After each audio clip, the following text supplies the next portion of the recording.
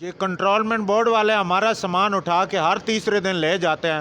ہم اگر ان کو منتھلی تو دیں تو ٹھیک ہے, ہم منتھلی نہیں دے رہے اس لیے ہمارا ادھر سے سامان اٹھا لیتے ہیں اور پڑا بھی روڈ کے اوپر نہیں پڑا ہوتا, دکان کے اندر پڑا ہوا ہے. ہم مچھی کا کام کرتے ہیں, ہم غریب آدمی ہیں, بے روزگار ہیں, اوپر سے کام نہیں ہے, اوپر سے ان لوگوں نے ہمیں تنگ کیا ہوا ہے.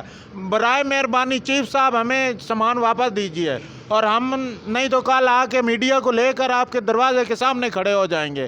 برائے مہربانی ہمارا سامان واپس کریں, ہم غریب آدمی ہیں, ہر روز ہمارا سامان اٹھا کے لے جاتے. پہلے اٹھا کے لے گئے, ہم نے 2000 فیس جمع کرائی ہے, پھر اٹھا کے لے گئے ہیں. یہ زیادتی ہے. اندر پہلے کیا, اندر کی دکان اندر رکھے, ہم نے اندر رکھ دیا, اب اندر سے اٹھا لیا. کاروبار ہی نہیں ہے. ادھر ہم بیٹھے ہوئے ہیں, قرضئی ہو گیا, کرائے دینے کے لیے درمان ہو گیا, اوپر سے یہ تنگ کر رہے.